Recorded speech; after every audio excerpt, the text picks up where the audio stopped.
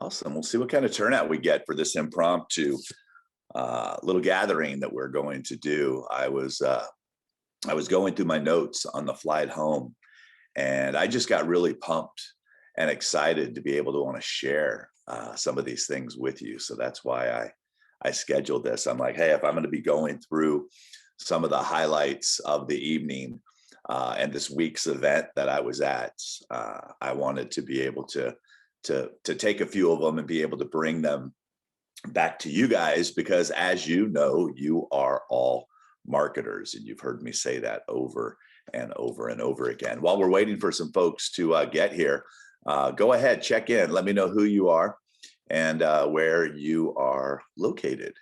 One of the things, so the event that I was at was put on by ClickFunnels. ClickFunnels is a company where a lot of the automation tools that I use, a lot of the landing pages that you guys have gone to, if you've ever picked up my free book or you land on a landing page, those are made inside of ClickFunnels. And ClickFunnels has some of the best marketing people in the world. There are probably about 11 or 12 of us in the music space that were at this live event. Those of you that know, Chris Greenwood was there, Adam Ivy was there, Billy Big Shot Beats was there, Gabe from Legion Beats was there, John Gold from Hyped It, Michael Elsner was there, Jody Friedman was there on the sync side, Chris Bradley was there on the production side. We also, who else was in our group? Stephen Warner from Modern Musician was there, Michael Walker is all usually at this event. And last year, there were 10 of us who got our 2 Comma Club award. And once again, I'll explain more about what that is in just a few minutes. But what happens is once a year, we get together, and it's a massive 4 days of learning. They bring in some of the best speakers in the world, some of the best trainers, some of the best teachers. You know, Brendan Burchard, those of you that follow me on Instagram know I share a lot of Brendan's stuff. Brendan's been a major influence on my life. Russell and the ClickFunnels team, Christine Morel, also in the music space. She was there. She actually spoke this year, so it was great to be able to support her. We had Marcus Lemonis from The Prophet. We had just a whole bunch of amazing folks and other people who are involved in ClickFunnels, who are marketers just like me, that come on and share with us the latest things that are working. And there were over 5,000 people that were there. That's where I went last year, where I came back with COVID, if you guys remember, for those of you that have been following me for a while. So knock on wood, nothing this time. But yeah, so that's what happened last year. So it's a lot like a rock concert. So I'm going to open up my phone and share with you a couple videos from the event. So this will show you a little bit about what's happening. It was probably over $1 million worth of production. So let me share this with you real quick. All right, so this one will be a good one for you guys to see. This is how legends are made. Yeah, so I just did some little quick stuff there. This is when Christine was on stage. We had, where was this one that was pretty funny yesterday? And a whole bunch of people just up and dancing and having a great time. You know, that's kind of a little bit about what it is. So we spend all year teaching you guys. We spend all year doing everything we can to provide value to you guys, to fill your gas tanks. And then this is where we go to fill our gas tank. I'm excited because this event happened right before I'm about to start building out 2 new courses. And some of you here are going to be with me live as I build out those next 2 courses. How many people that are here on this particular call right now have actually pre-ordered the fan extraction formula, or whatever we end up calling, and are going to be along with me as I built it out live?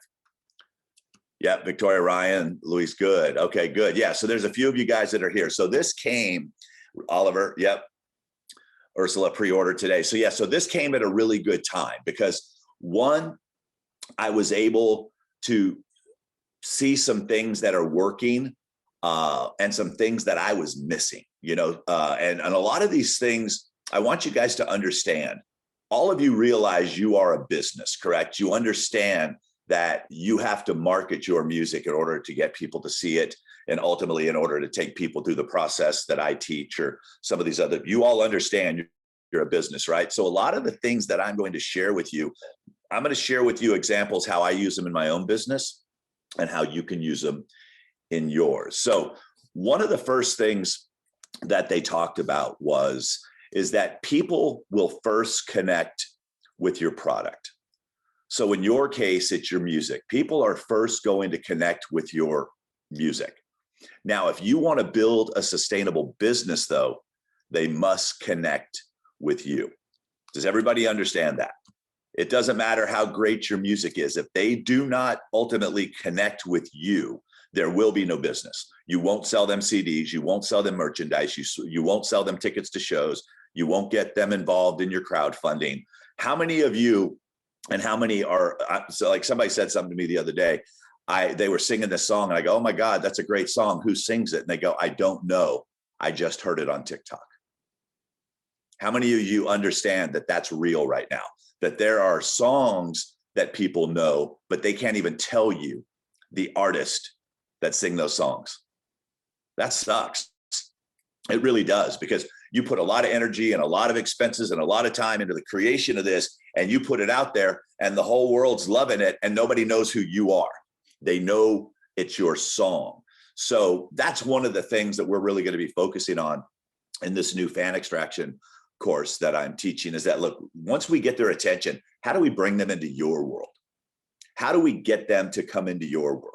A lot of you have been with me for a long time. A lot of you, I put things out into the market. You thought they were cool. Maybe you downloaded my free book. Maybe you saw one of my Instagram posts, but it wasn't until I brought you to another location and really started to hone in on, hey, this guy can possibly help me with the problems that I'm having. Did you ultimately, at some point, for many of you, that's the first time that you actually, there was a commerce exchange. That was the first time that you ever paid me for something. You guys, I put it out. I got your attention. That's your song. You put it out, you get their attention. Then they come into your world. Once they're in your world, this is where you need to start focusing your attention. Too often, we're just trying to get more people into our world. We're only trying to focus on getting more listeners or more followers or more subscribers. No, we need to get those people from your music into your world so that they can start connecting with you. Does everybody understand that before I move on to the next bullet point that I put down that I wanted to share with you guys? People will first connect with your product, but if you want to build a sustainable business, they must connect with you. The next thing that stood out to me was humanize your brand. Humanize your brand. The more you can get them to relate to you, the more they will want to be a part of your community. Okay? People, we have to build community in order for us to go to that next step in the relationship. So if all you're doing is putting out music, but they really don't get to know who you are, other things that you like, other things that you enjoy. We like to hang out with people we relate with. Most of our friendships are with people we relate with. Most of the things that we go to are with other people that have similar beliefs, something that we can relate to. Okay? So think about this. How are you relatable as a person? Not how great you can sing, not how great your music is, how great you can dance. How relatable are you as a person? Are you sharing those things in social? More important, are you sharing those things in your follow-up email sequences? Better than that, do you even have a follow-up email sequence? Once someone gives you their email, what do you have to where you can start showing your relatability, where they're going to want to know more about you? Those of you that are in my world, you know about my family, you know about my sobriety, you know that I'm a Christian, you know that I love golf, you know that Bo, my dog, sits at every single webinar training that I do.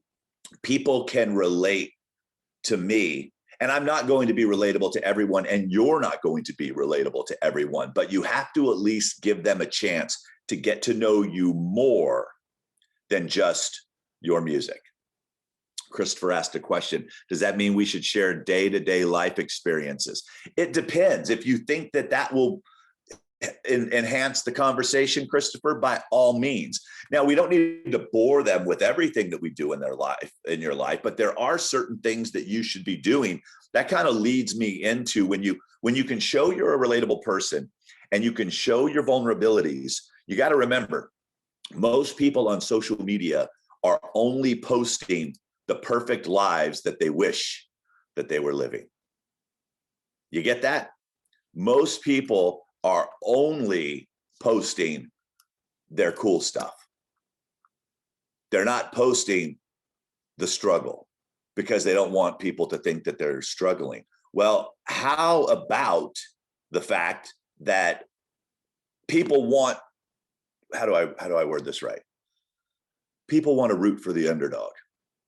All right. When you can show them the struggle is real, a lot of fans of music think that because you're on Spotify, because you've got these hot looking videos, and because you show that nothing is going on in your life that's negative, does that scream, send me money, I could use your support?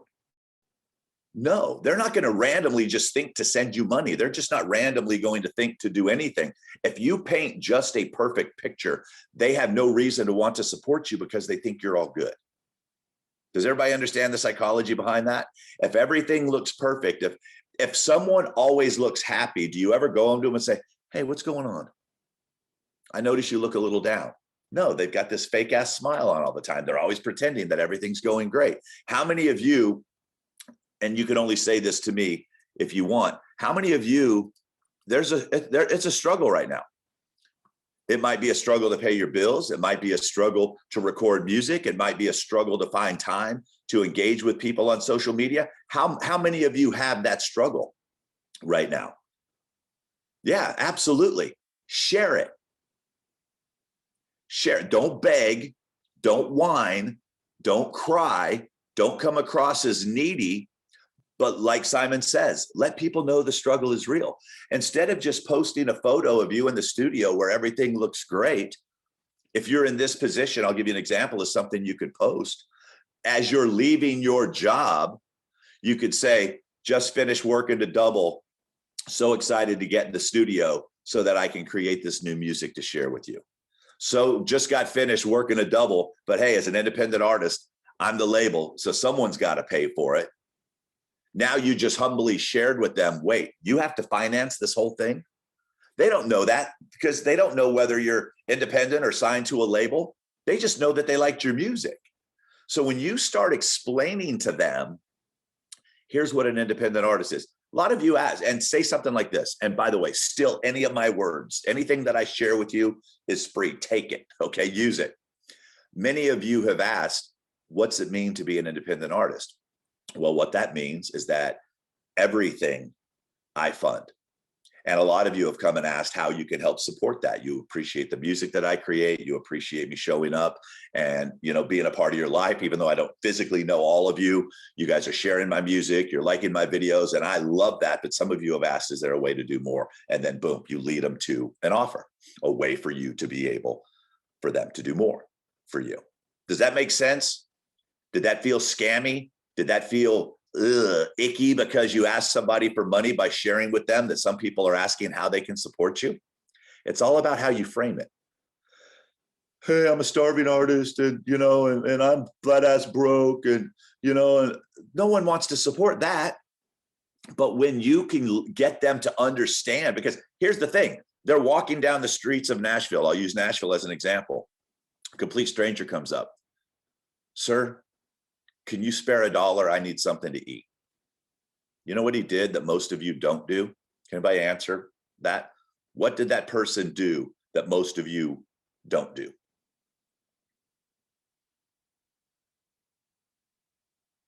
JR, correct. He asked. What else did he do? What it is for. So we're giving complete strangers who've never written a song that I danced to at my wedding, or never written a song that pulled me out of a funk, or never wrote a song that helped me get through this depressed time that I was feeling. This complete stranger came to me and said, this is what I need.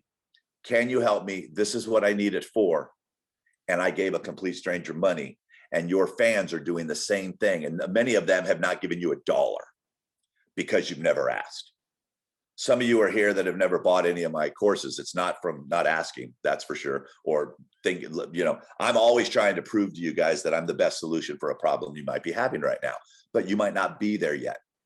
All of your fans aren't going to be there, but you have to continually show up, and you have to continually tell them what it is that you're doing. Hey, I've just started Uber driving. I wanted to take on a second job because I have this new video that I want to share with you, and it's going to cost me like $1,500 to do it. I didn't have that in the bank because my other job pays for my living expenses. But if I want to keep doing music and providing music and putting it out there for people like yourselves that want to have it and enjoy it, as an independent artist, I have to pay for it.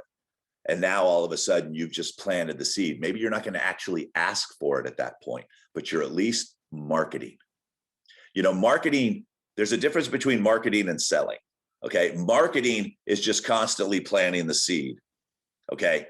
When it's time to sell, say, and today I'm offering 2 for 1 on my t-shirts, you know, buy one, give one. That's also, by the way, write that down. Buy one, gift one. For every one of you that picks up one of my t-shirts, I want to gift you one to be able to share with a friend. And then when I come to your show, both of you can wear that t-shirt. Yeah. Buy one, gift one.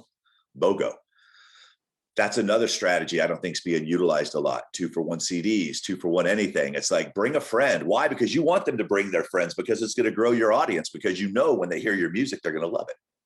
And they're going to want to become a fan. And then they're ultimately going to want to learn how to support with you. So show your vulnerabilities. Some of you might remember about 1.5 years ago, I really went all in on Instagram ads, and I have dark circles that are underneath my eyes. I've always had them. And for a long time, I would wear makeup because I was trying to be perfect, and it just bothered me. I felt I was trying to pull one over on someone.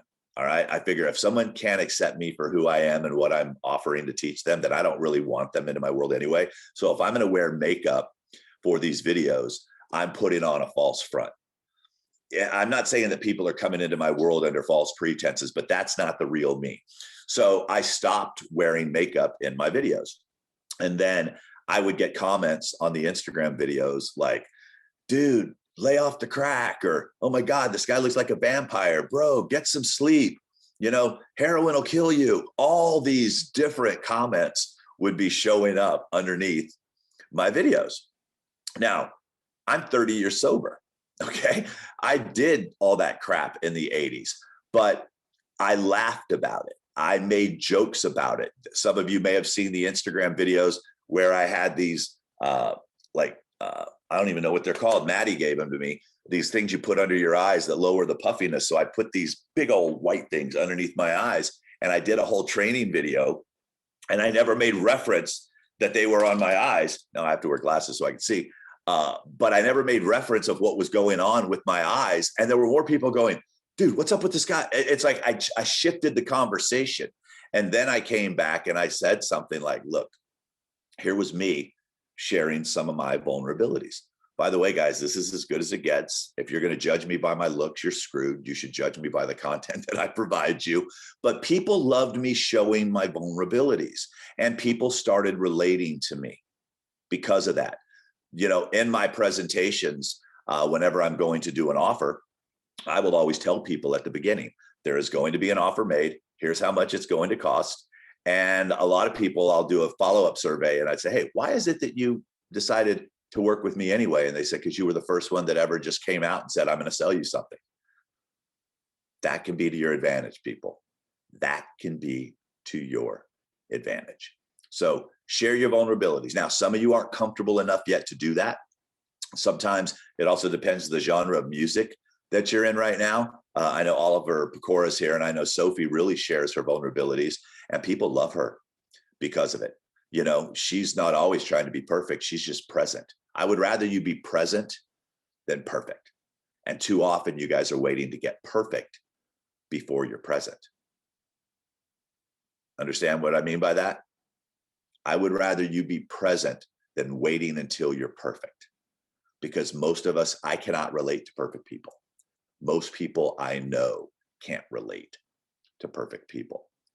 When you're sharing your struggles, also share your frustrations. Don't be so guarded. You know, it frustrates me that more people on my list have not seen the value in what it is that I can teach them. It frustrates me that more people are still struggling, but they're unwilling to treat their music hobby like a business.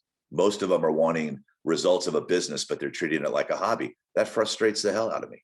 It frustrates me that other marketers in the music space will use fancy marketing phrases to get your attention or sell you something because it sounded really good, and then ultimately they can't deliver on it. That bothers me. Okay, I get frustrated by that. But the difference is I call them out. You know, I'll reach out to them and go, look, come on. You know, we don't need to do that. It makes it really hard. You know, when we have something, one of my mentors said to me, if you have something that can impact and change people's lives, it's your responsibility to sell it to them. Does everybody understand that? It's like, if you have a song that can impact and change someone's lives, if you have a song that you wrote about depression or, you know, something that can, it's your job to find them and get that song in front of them. It's not up to them to find you. It's up to you to get it to them. And that's what we teach inside the programs that I create. It's all about how do we get the right music in front of the right audience and make offers. I'm not going to teach you how to get TikTok famous. I'm not going to teach you how to get 1 million subscribers. I'm not going to teach you how to get a blue check mark, because most of that's out of our control. But what is in our control is how we show up every day. That's in my control. I don't have to rely on anyone to show up and be present every single day. And am I always live every day? Absolutely not. But I have product that is in the marketplace. I have trainings that are in the marketplace. I have solutions to other people's problems that are out there that you can find every single day. I want to challenge you guys to do the same. What does that mean? Share your music every single day. Use the strategies I teach, whether you want to share it in Instagram stories, on your Facebook, on Twitter, wherever. You have to share your music every single day. You can't assume that just because it's out there, people are going to find it because it's too noisy, it's too crowded, and they're not. So every single day, you need to take your phone and you need to go to your Spotify page and you need to push the 3 little dots and you need to find that song and you need to share it to an Instagram post and you need to tell the story behind that song and put it out there so that somebody who needed to hear your message that day heard that message and now is inside your world. Does everybody understand that? Yeah. Somebody's asking me, what are the most valuable analytic tools that you recommend? All your analytics from your Instagram pages, which show you what people are responding to, what they're not responding to, all the analytics inside of Spotify for Artists, iTunes for Artists, any of the analytics that you already have, all of your platforms, if you've set them up as businesses, which you should, you'll be able to see those analytics. You'll be able to go down and say, okay, every time I post something like this, it seems to get more traction than this other stuff. So I wouldn't waste my time on the other stuff. I would give them more of those other things. Okay. What's this? I'd like to share this with Sophie. Yes, absolutely. I am recording it and all of you guys will get a recording of it. All right.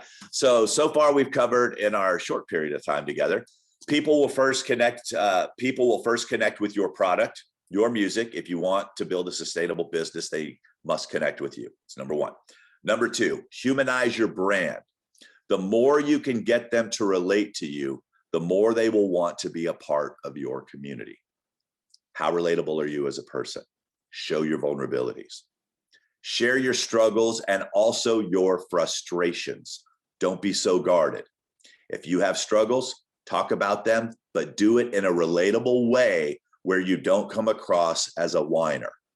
A lot of times I'll do that by starting with this phrase, and go ahead and write this phrase down. Have you ever experienced? Have you ever experienced that person that only shows up in your life when they need something? Yeah, I know, right? Okay. I don't want to be that artist. I just don't want to show up when I need you to pre-order something, or I just don't want to show up when I've got tickets for sale, or I don't want to just show up. So I want you guys to hold me accountable. I want, if you haven't heard from me in a while, would somebody take it upon themselves to DM me, get off your ass?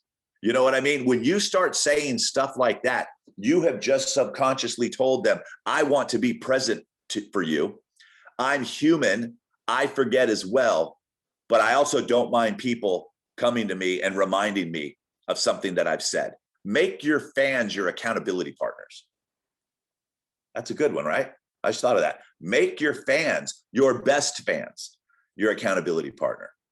Okay. Do you know who I go to whenever I want to create something new in my world? A majority of you are on this call right now. I go to you. I said, hey, if I'm going to give 20 hours of my time and I'm only going to charge $97 or $147, knowing that I charge $150 for a half hour of my time, if I'm going to take 20 hours to build something, I want to make sure I'm building what it is that you need. If all I did was create courses and show up and cross my fingers and hope that you bought them, but I flipped the script. One, because I'm blessed with the ability to teach live. I love performing in front of a live audience. That's what I'm doing with you guys right now. I'm performing in front of an audience. This would be a very different conversation if you weren't here. It would be boring as hell. I hate just talking to myself. Now I'm able to talk to you. Now I'm able to look and see that Emmy's here and Elise is here and Oliver's here and Ann is here and Blanca's here and Bonnie, and I could go on and on and on. You guys bring the best out of me. And that's what I want the message from you to start being to your fans. Let them know they bring the best out of you.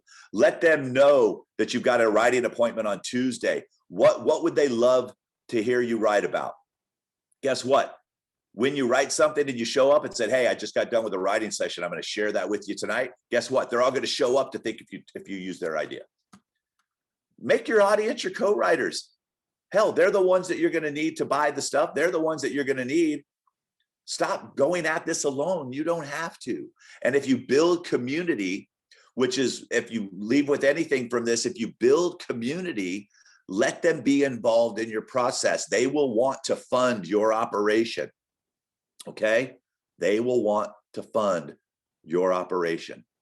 I also want you to do this. Okay? So that's the share your struggles and your frustrations. Don't be so guarded.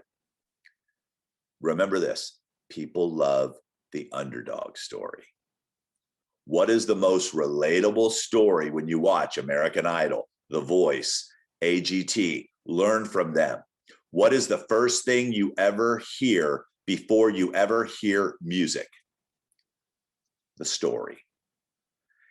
If your story is relatable, you'll be able to attract the right audience. You'll be able to bring them into your community. It will be much easier for you to ask for the sale once you feel that you already have a relationship with this community. The problem is now is you're asking complete strangers to help you. And they're like, dude, I don't know you. Girl, I don't know you. I don't know what your situation is. I have a lot of people in my world that identify with the pronouns they and them. Share that story. Share that story. That's going to make you relatable to a certain group of people. And guess who is going to want to support you? Those people that you are relatable with. And be okay with that. Own it. Own who you are. It's okay. Okay? The only thing I don't want you guys doing is practicing before you get good out there on social media, because people will bash you, and that's not fair to your psyche at all. There's a lot of things you need to do behind the curtain. There's other things that I want you to do outside the curtain. When you get in a position where you feel comfortable doing this, that's what I want you to start doing. All right. I also want you to let people know why you do what you do. Write that down. Let people know why you do what you do. This is one of the things that made Taylor very special, is that she went to these young people And she told them, this is why I'm doing this. I'm writing music to help you because I was also picked on in school. I was also made fun of in school. I'm also boy crazy. I also get my heart broke. This is why I do what I do. I want my music to have impact on you. Okay. I'll give you an example by sharing with you my story about leaving Taylor. This point was made very clear to me this past weekend. So I met a guy. His name's Jason, and Jason is a piano player. Emmy, you might even know Jason. He's in the Gold Artist Academy, Modern Musicians.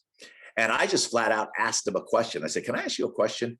I said, why have you never come into my world? You know, I'm just curious. How did Michael get you to spend $5,000 and you've never heard of me?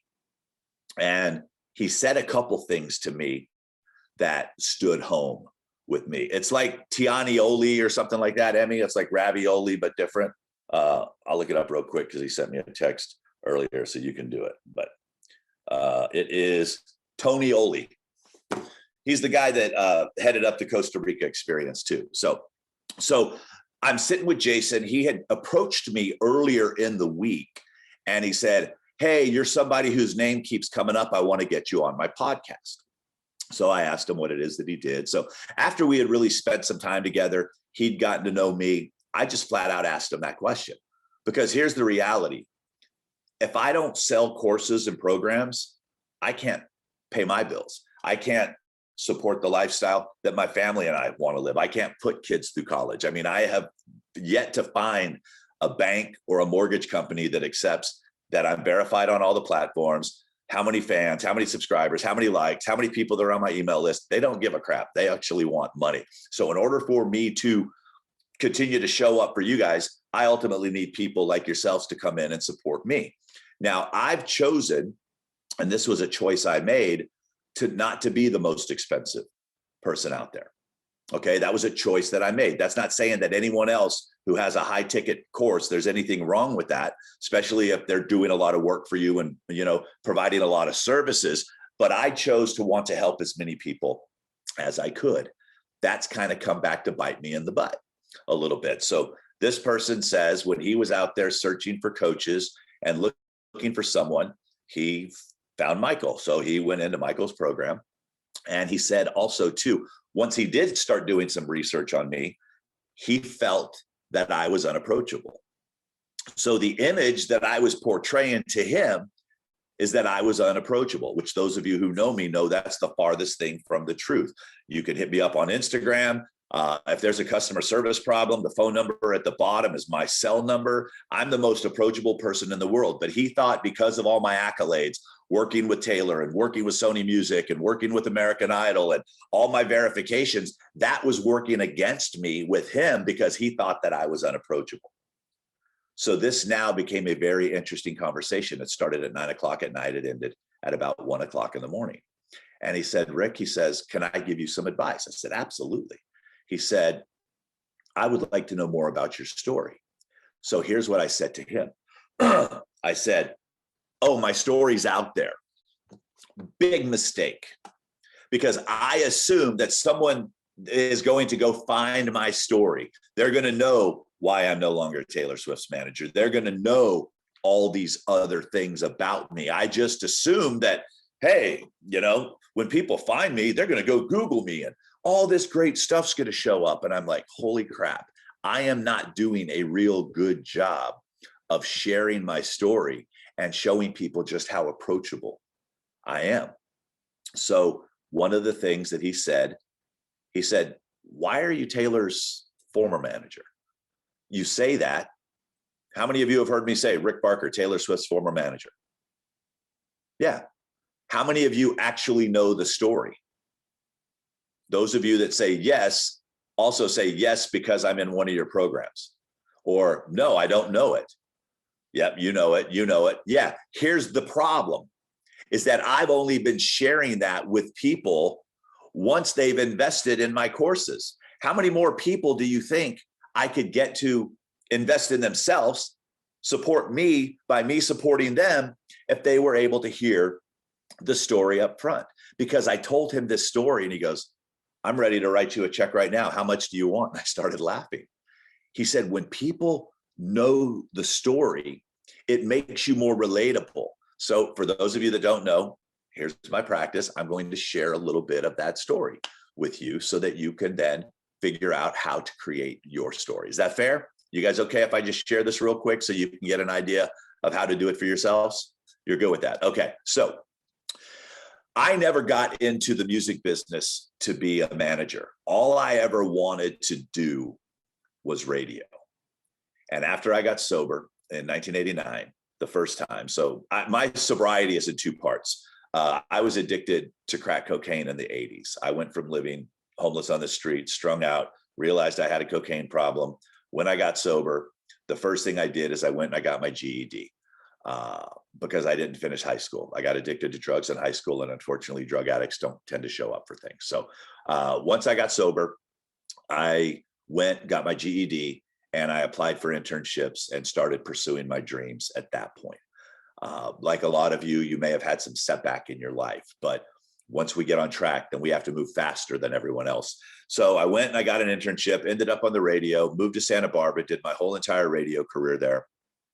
In Santa Barbara, I was 24 years old. I was single. I was on the radio. I was a year sober, thought I was a big shot, thought that my shit didn't stink. And somebody offered me a drink. I took it. They offered me another drink. I took it. And I ended up getting my first DUI. I ended up getting 3 DUIs in a month. And I realized then that, wow, you may not have thought alcohol is a problem, but you keep getting arrested. So it's obviously a problem. So my sobriety birthday is March 17th, 1992. So I've been sober a little over 30 years. Once I got sober, though, I didn't realize that alcohol was just a symptom of the problem, that drugs were just a symptom of the problem, that the reason I kept getting into trouble was because of me.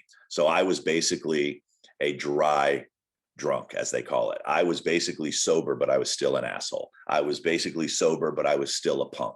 I was basically sober, but I wasn't doing anything that anybody would want to say, man, that guy's sobriety, I would love to have that. So I ended up getting 3 violations of probation, driving on a suspended license, and I ended up having to do 4 months in jail. And that was the most humbling experience of my life. I call it the best, worst thing that ever happened to me, because what it did is it allowed me to realize that no matter what I do, no matter what front I put out there, I am no better than anyone else. We are all created equal. And if you have problems with that, I'm not going to suggest going to jail, but that system worked for me. So when I got out of jail, I started going to meetings in jail. I connected with my sponsor, Rodney. And the first thing he did was he said, listen, he says, you need to start giving back. You need to be of service to others. I said, okay. He said, my daughter, Lindsay, has this soccer team, this 12-year-old little girls. They're called the Miss Americas. Now, the Miss Americas, you can tell what they thought about themselves just by the title that they gave themselves, had already run off a couple coaches. And the last coach that was going to take them through the rest of the season was a father who threw out his back. He's like, is there any way that you could take on the Miss Americas? What the Miss Americas didn't realize was that I needed them as much as they needed me. I needed to build my self-esteem back. I needed to feel that I had some worth and some value. And I ended up with the Miss Americas. They were only supposed to have 3 games left. They were in last place. We ended up going from last to third. I spent the whole entire summer with them. And I ended up getting asked to coach a girls' high school soccer team. What I didn't realize at the time was that was God preparing me for Taylor Swift, because I speak teenage female. I don't know if that's a blessing or a curse, but when you spend 2 years dealing with girls between the ages of 13 to 18, you get to understand their language real quick. So I end up having a gentleman reach out to me that I'd worked with in radio at a rock station that I was a DJ of. And I was the #1 DJ in Santa Barbara for like 7 years. I've done every English speaking format. He wanted to build this country radio station. And I was the person, I grew up in Alabama. That's as much country as I knew. I was the guy that made fun of country music. You play your song backwards, you get your dog back, your truck back, but unfortunately you never get your teeth back, you know, that kind of stuff. But this was right after 9/11. And right after 9/11, the world was in a different place. And I agreed to work at this radio station. I started listening to the songs, and I absolutely fell in love with the stories behind these songs. I absolutely fell in love with the music. I became an instant fan. And my radio station all of a sudden became a reporting radio station, which means we reported our playlist to the charts, which meant that the record companies would start reaching out to us and would start reaching out wanting to build relationships. So growing up, I grew up poor. You know, my mom was married 5 times. My dad was married 5 times. I went to 3 different high schools. I think that led to a little bit of my drug addiction. And I think that played a part in why it is that I'm no longer with Taylor. And I promise I'm getting to that. But I really wanted you guys to understand a little bit about who I am as a person, because it will really open your eyes to why it is I do things the way that I do. Even though other people are doing things a certain way, I do things different. I always have. So as the record company started bringing these artists by, I started asking questions like, why don't we ever see them play? You guys are coming through the radio stations, you're bringing them in. But if I'm the last stop, why don't we let them play? And I started hearing things like, well, they don't have enough music. I'm like, wait, you signed an artist to a label deal that doesn't have enough music to play a show, or they don't have 30 minutes of material, or they've never really played in front of an audience before. I mean, I'm hearing all these excuses, and coming from the rock world, I was just blown away by who was getting these record deals. So I said, and then the last thing they said to me, which stuck out, is they said, well, no one will show up because no one knows who they are. And I said, I don't agree with that. I said, because if I play their music and I get excited about it, my audience will hear the music and they'll get excited about it and they'll show up. They're like, huh, okay. So what I did is I ended up calling 8 radio stations that were much bigger than me. And I said, listen, my name is Rick Barker. I'm the program director of this little radio station in Santa Barbara. I would love to start bringing acts to California. If I could get an act to show up every month that was somewhere probably at the bottom end of the charts, could you guys find $1,500, 2 hotel rooms, and buy dinner for the band and their entourage? And they were like, absolutely. So I called back to one of my buddies that worked at the record company. I said, I've got 7 radio stations, and I listed off Los Angeles, Bakersfield, Sacramento, Fresno, my station, Santa Maria, San Luis Obispo. We had this really nice run. If you know California, you could go up the 101, cut across the 66 and head down the 5 and get back home. I know Jay Thomas very well. Back when he was at Power 106, long time ago, if that's the Jay Thomas you're refusing to. So I create this opportunity. They fly me to Nashville. They get all excited about this. I come back to Nashville and not a phone call. Crickets. They paid for my flight. They paid for my dinner. I met with all the VPs and presidents of the promotions department of all the major labels in Nashville. They told me what an amazing idea this was. But when I came back, they told me nothing. I heard nothing. So I finally called them. I'm like, look, I appreciate the flight, the hotel, the steak dinners, but you said this was such a great idea. Why isn't anything happening? This was May of 2002. And they said, well, unfortunately, it's summertime. So all of our radio promotion people are out on the road with our major acts. So I said, so wait, so the person that you signed to a record deal has to sit around and wait because you don't have enough people to work, and the only people getting the attention are the superstars who don't really need the attention? And the answer was yes. So that was something that I saw was broken. I said, then you do this. You send them to California. I'll pick them up at the airport and I will be their promotion person. I know all these people anyway. I've made all these relationships. So they were like, you'd be willing to do that? I'm like, yeah. So all of a sudden I get a phone call. Rule number 1, write this down. If you can solve someone else's problems for them, there will always be a need for you. Okay. I identified the solution. What was the solution? You guys followed along with the story. What was the solution? They didn't have anyone to take these artists out. I provided the solution. I will be that person. So I get a call from Royce Risser, and he says, listen, we have this kid. He's got this song that's doing really well in the Midwest and the South. But if it can work in California, we'll have no problems with it. And his name was Josh Turner, and the song was called Long Black Train, and it had kind of a religious slant to it. Well, I was already playing that song, so I knew there would be no problems. So they send Josh out to me. First thing, he shows up, he has no merch. artists, when he got signed to his deal, they signed him because of his voice. They signed them because of a song. There was no merch. I said, no, you have these 8x10 pictures. They give them away. They go to radio stations, they autograph them, they tear them off. We put them up. I said, bring me a stack of those pictures. People will buy those pictures. They're like, what? I said, people will buy those pictures. He came out, had a stack, signed them, sold them for $5. He sold out of them. He made $1,000 off of these pictures. He got $7,500 from the tour that he did. At each stop, like when he came to my station, we took him, we cooked him up a cool tri-tip dinner. One of my listeners who was a great grower in the vineyards took him on a wine tasting tour. This kid went back to Nashville and told everybody what an experience that he had. And the next thing you know, I'm getting Dierks Bentley. I'm getting Little Big Town. I'm getting Sugarland. I'm getting all these artists that went on to win Grammys, all started with this little DJ making $20,000 a year, working at a radio station, working 3 jobs, created a solution for this problem.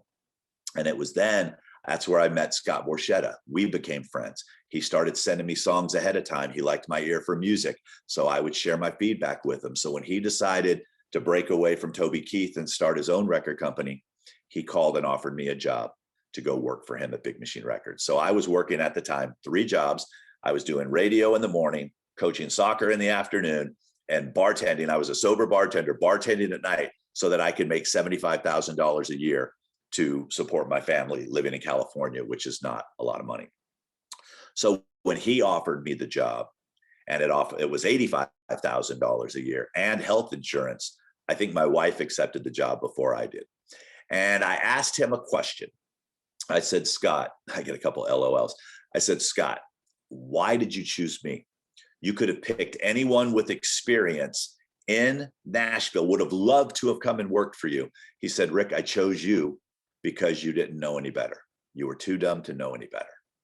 And I was trying to think, I'm like, man, I know I didn't go to high school, and I know I did a lot of drugs, so my brain's probably a little fuzzy, but he goes, no, that's a compliment. He says, right now, he says, you just kind of go in one direction. He says, if you see a problem, you solve it. If you see there's a problem, you'll go find the solution. He says, I'm starting this record company with this 15-year-old little girl that nobody's ever heard of, Jack Ingram, who was a regional artist out of Texas, and Danielle Peck, who'd already had a couple failed singles at this other record company. He said, everyone else is going to use that as an excuse on why it won't work.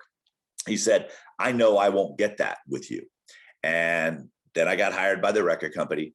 And then the first thing he did is he said, I'm going to send you Taylor, and I want you to take her on that radio tour. She had never really performed. She had done a couple national anthems, won some karaoke contests and things like that, but she wasn't a performer. She didn't understand radio. And he thought that I would be the best person to teach her. So her and her mom fly out to California. We spent 30 days together that absolutely changed both of our lives. I was wanting to teach. I was learning this business. She was learning this business. She was like a sponge. She absorbed everything. I mean, absorbed everything. She asked a lot of questions. I could tell right away that she was different. So after she gets done going on this radio tour with me, let me back up. This is called radio tour now. So she's going on radio tour. She's meeting radio stations. This happens way before their song ever comes out at radio. They'll spend 6 to 8 months going to try to build relationships so that when they do decide to release the song, they have support from all these radio stations. And a lot of people don't understand radio tour. So that's a little bit about what radio tour is. So the record companies have what's called regional promoters. So I was the West Coast regional, which meant I had 9 states on the West Coast and about 80 radio stations that I was responsible for building relationships. So after she would do the West Coast, I would then hand her off to the Midwest or the Southwest or the Northeast or somewhere like that. You guys track it along with how those regions work. They have regionals who have it, and the artist leaves one region and then they go to try to build relationships and things in that next region. So Taylor kept calling me, even though I'm not with her anymore. I'm not her manager now. I work for the record company. I've got other artists that I'm responsible for. I had already done my radio tour with her. I had handed her off, but every night she would call me and she would continue to ask me questions. And I said, and she would start comparing what other people did to the way that I did it. And I said, Taylor, that's not fair to them. Okay. I'm me. That's why when you guys try to compare all of us who are in the marketing space to each other, That's not fair, because we all bring unique stories. You cannot get a degree from one teacher in one book. You can learn something from all of us. It's up to you to try to figure out who it is that you connect with the best. And if you're going to make a financial investment, who you feel you can learn from the fastest. When you invest in things, you're investing in speed. No one's buying a course because they want another course. Okay. What you're buying is speed. What you're buying is knowledge. What you're buying is experience. And no one in the marketing space has my knowledge or my experience. And I don't have their knowledge or their experience. I am the only person who's ever worked for major labels and launched the biggest star in the world. I have that on my resume, but that just because I was right for Taylor doesn't mean I'm going to be right for you. Okay. So I want you guys to understand that part. So as she's calling me every night, I'm like, you guys got to go get a manager. I called the record label. I said, Scott, you got to get a manager. They're driving me crazy. I said, I've got a brand new son who's just born. I mean, you guys know when a baby's just born, that smell they have when they come out of the bath, and you, as a parent, you start wanting to eat their feet. It's like a flavor of its own. You know, I'm trying to love on my brand new baby, and I got my daughter. I said, you got to go find them a manager because they're wearing me out. So they went looking for a manager. And many of the managers told them no. Many of the managers didn't want to deal with their parents. Some of the managers didn't understand the internet. And about 6 months later, I get a phone call from her dad. And I said, hey, Scott, her dad's name's Scott as well. And Scott Borchetta at the label. So if you hear me refer to two Scotts, these are the two gentlemen that they are. I said, how's the management hunt coming? He said, that's kind of why I'm calling. I said, okay. He said, listen, Taylor wants you to be her manager. And I said, no. He's like, what? I said, no, I'm not qualified. I've never been a manager before. He said, Rick, we're not coming to you because of your management experience. We're coming to you because you think different. We're coming to you because she believes in you. We're coming to you because you listen to her. We're coming to you because the way that you think isn't the way the label thinks, and we're having success doing the things that you're teaching us. I said, well, you've got one problem. I already work for the record company. They said, let us handle that. I said, all right. So they go and they call Scott Borchetta, and they said, he asked them the same question I did. He goes, how's the management hunt coming? And they said, well, Taylor's realized who she wants to work with. And he named off some big manager in Nashville. And she said, no. And he named off another big manager in Nashville. And they said, no. And he says, okay, who is it? And he says, she wants Ricky. That's what they call me. That she wants Ricky to be her manager. And he's like, absolutely not. He's like, he's our best regional. You know, it's like she can call him whatever she wants, but no, he needs to stay at the record company. And at that point, Taylor picks up the phone. Taylor gets on the phone. She says, Scott, keep in mind, she only has like a half a song out right now. You know, it hasn't even made it past number 20 on the charts. She said, listen, she says, Scott, you hate managers.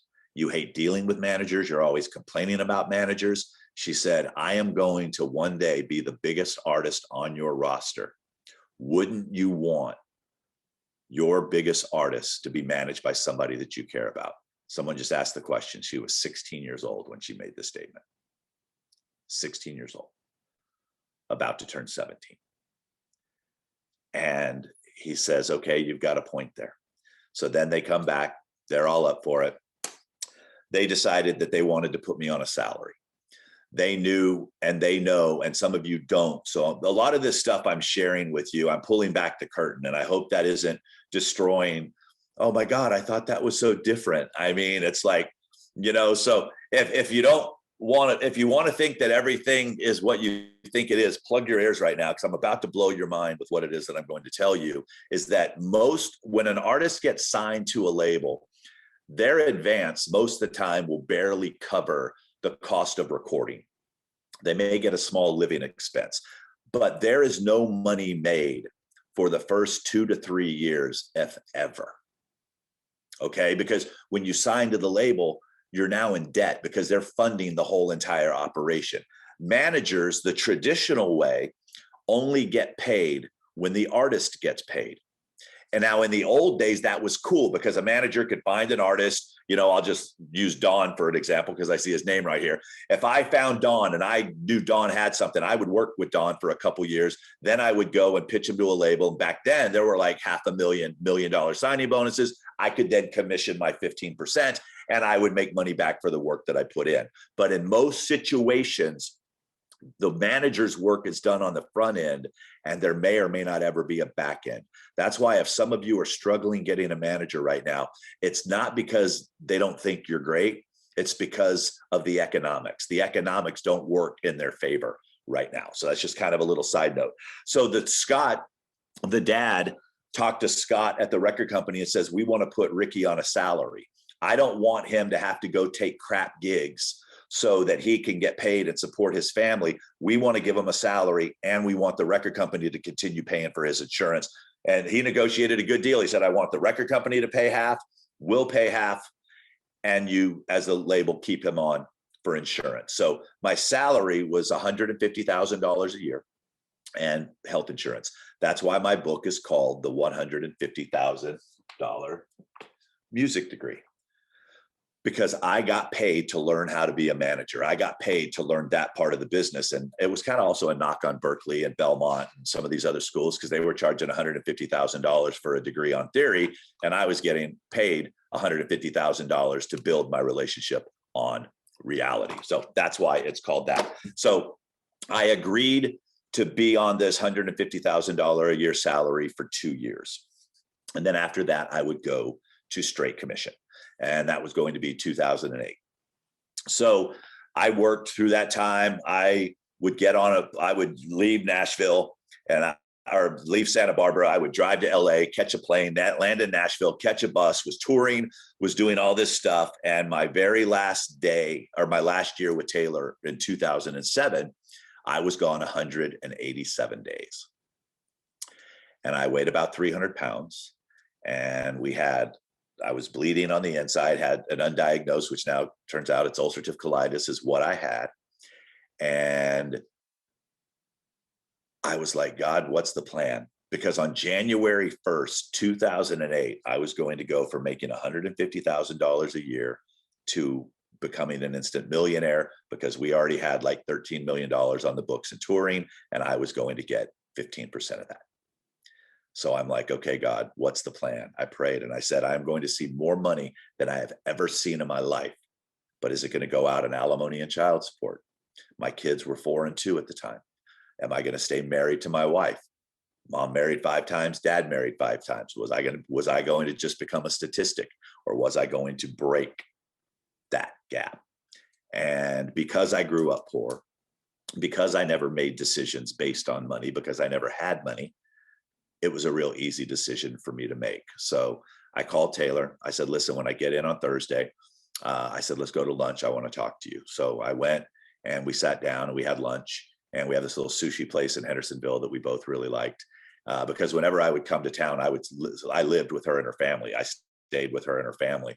So we got real close. She always said I was more like one of her girlfriends than I was her manager because she could talk to me about anything. But I said, Taylor, I said, listen, I said, my kids mean everything to me. And she absolutely adored my kids. Side note, whenever I would come home from a long trip, I would see in the living room all this crap. Well, I call it crap, but it was something else. There were toys and things like that. But her and her mom would send them to my kids with a little note that would say, thanks for letting us have your daddy this weekend. Just little random things like this. So this was a really tough decision that I was making. I was basically breaking up with someone that I cared about tremendously. And I said, I will always be your biggest fan. I will always be your biggest supporter. I said, but you're at a point right now where I've taken you as far as I can take you. You're about to go conquer the world. I said, and what's going to happen is, one, I'm going to lose my kids. I'm going to lose my marriage, and I may slow you down. I said, and she tried to keep me. She goes, no, we'll hire support. We'll go partner with another management company, but I need you to be my guy. I need you to be my day to day. And I said, Taylor, I said, girl, you're going like this. I said, there's just no way possible. I said, because I would need to be here in Nashville in order to do it. I said, and I'm not going to move my family away from my in-laws, who I hit the in-law lottery. I'm not moving my kids away from Nana and Poppy and my wife so that I could be on a tour bus and they could be in this weird place that they don't know anyone. I said, I think it's time for me to move on. And I agreed to work through the Grammys, but I had agreed to leave at that point. So that's why I am Taylor's former manager. It was just one of those things where it was the right thing for me.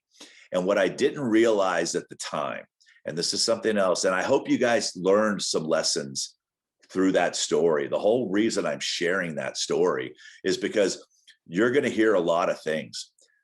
All money is not the right money. Destroying your family is, for me, and everybody has to make their own decision. Some people took the money. That's why there's a lot of divorce in the music industry. Some people go for the money.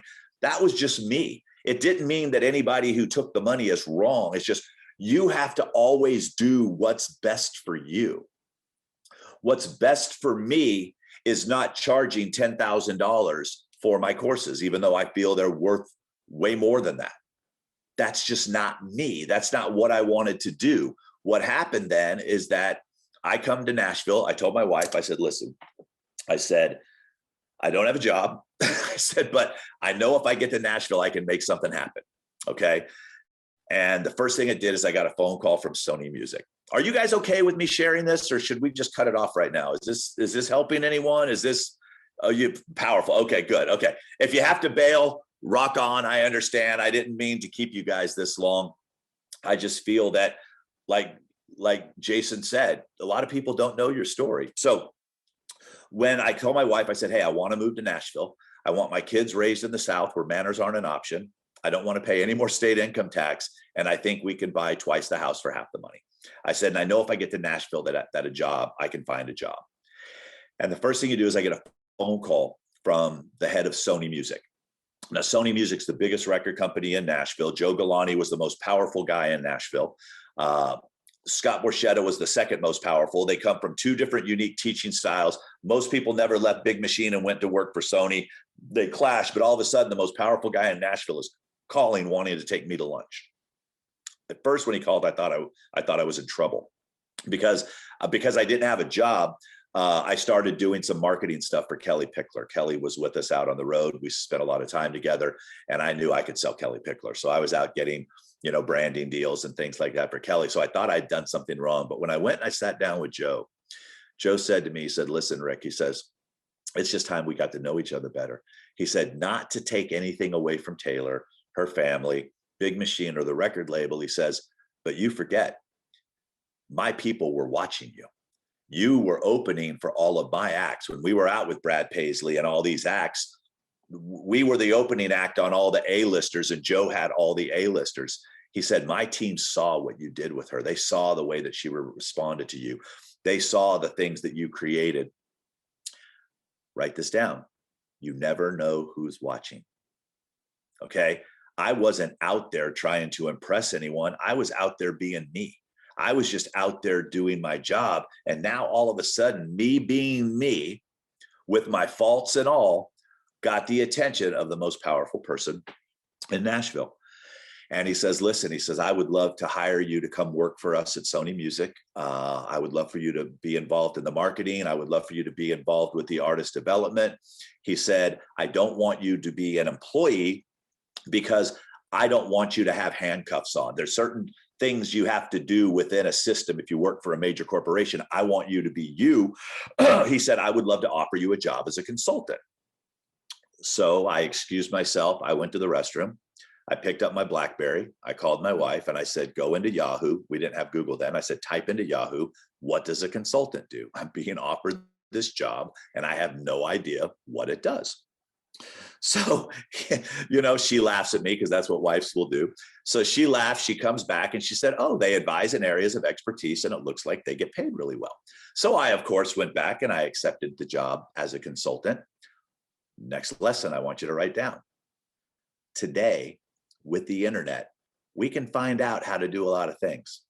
If someone's going to give you an opportunity and you find out what that opportunity entails and you're qualified to do it, you don't have to wait I didn't have to wait to have 5 consultant jobs before I accepted the consultant job at the biggest record company in Nashville. All I was getting paid is to do what I do. So if you don't know the answer to something, go get the answer. Too often artists are trying to figure this shit out on their own. You do not have to. I am living proof, once again, that you don't have to. So I gladly accepted the job as a consultant. And he said, it will pay $100,000 for a 6-month contract. And at the end of the 5th month, we'll see if we're liking what we're doing. If it's working, we'll keep doing it. And I ended up in that position for about 3.5 years. But I also structured the deal that I could also consult others as well. Because who knows, maybe somebody needed a consultant. Well, it turns out that they did. So all of a sudden I get called by another label. Hey, I understand you're a consultant. Everybody know what my answer was? Why, yes, I am. They're like, well, what's your rate? I said, $100,000 for 6 months. And they said, excellent. So I just went from making $150,000 a year, walked away from that, crossing my fingers that I was going to be able to find a job. And immediately I'm already making $200,000 a year at Sony. I'm making another $100,000 from another record company.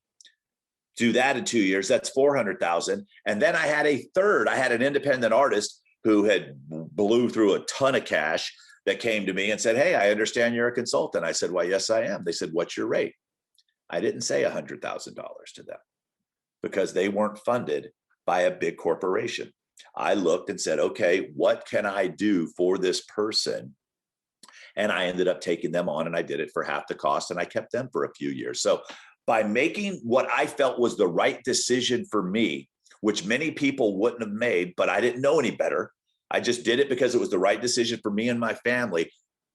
I was blessed to be blessed. And I am so humble and gracious by that. I was being taken care of, but I was stuck in a situation where I was only able to help a small amount of people.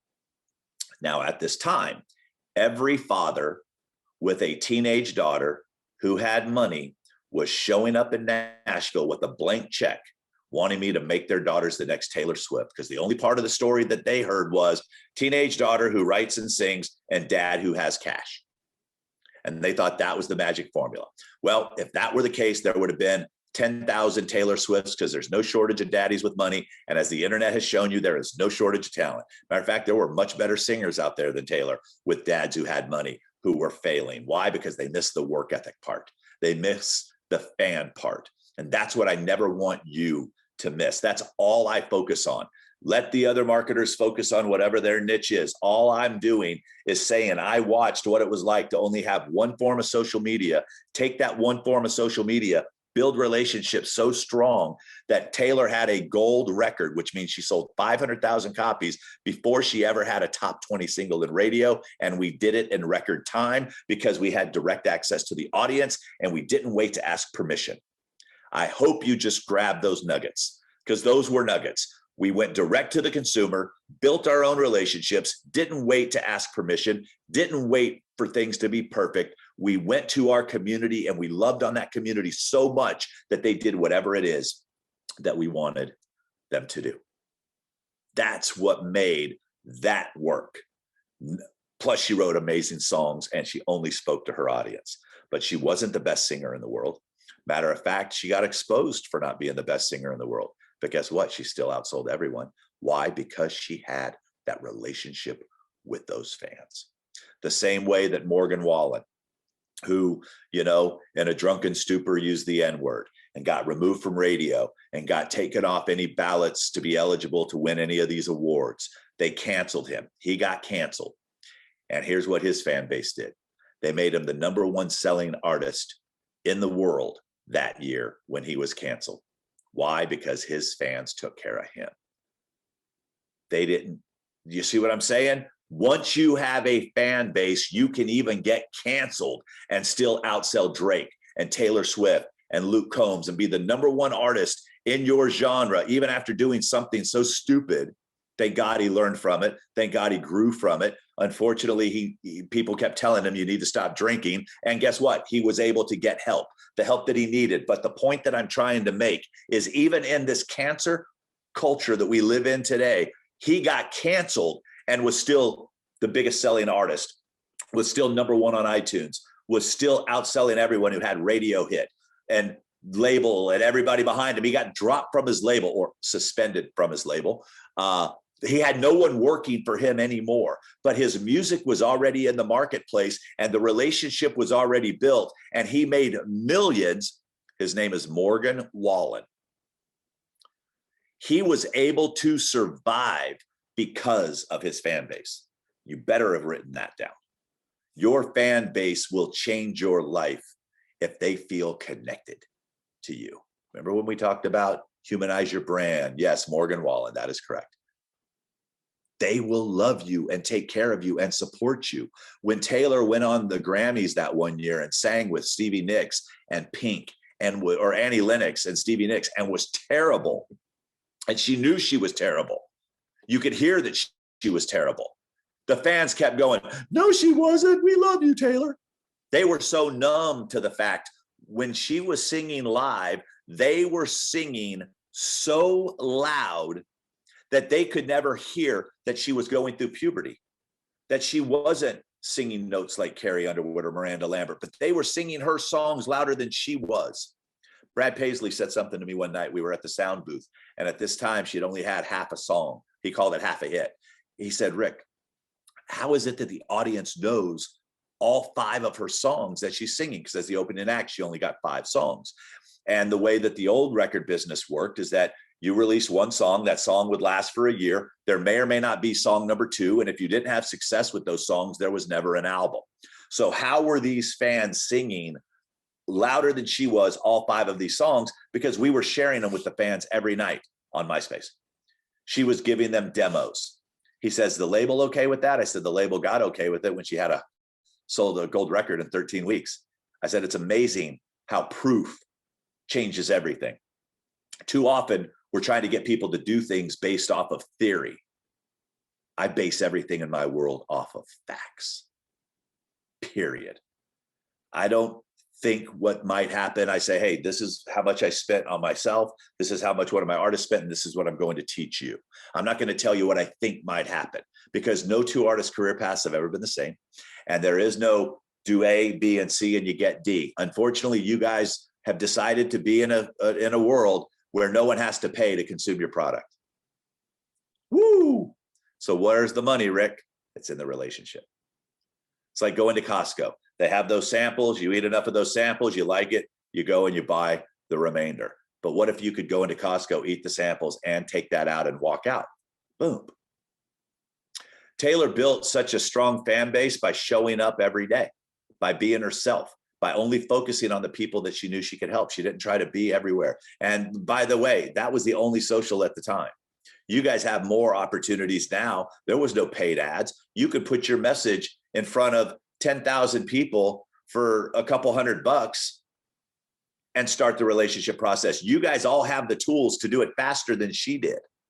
Okay. But she showed up every night because she was a teenager. It wasn't hard. Some of you who are older, guess what? You need to get off your ass. You need to stop fighting the system. You need to realize that the internet won and there's systems and processes that are in place. Instead of always arguing about the way you wish it was, start dealing with the way that it is and you'll start having success. First, if you get the music right. You got to get the music right. Okay. Unfortunately, most of you aren't going, let me say this the right way because I don't want to be Rick the Dream Killer. Most of you aren't going to win Grammys. Most of you are not right for a record label. But you know what? You can find success if you have success that's reasonable. Some of you, I always tell artists, if you can learn how to make $50,000 a year doing what you love, do you know that you'd be making more money than a lot of people doing what they hate? Yeah, that means all we have to do is find 1,000 people in the world to go build relationships with and give them the opportunity to spend $50 a year with you. If we can't find 1,000 people in the world and you're not willing to invest to go find those people, and then that's on you. That's not on any of the courses that me and my compadres in this thing teach. All of our stuff, all my stuff, I'll just speak for me. What I teach works if you have the right music and you do what it is that I tell you to do. It's been proven to work over and over and over and over and over again, over and over and over again. The only way that I got this 2 Comma Club award, and I'll explain what that means. I think I'm going to end my story kind of right there. Well, no, okay, I'll do this.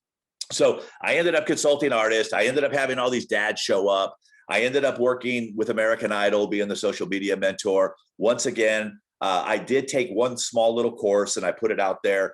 And I realized that people kept coming to Nashville wanting to pick my brain.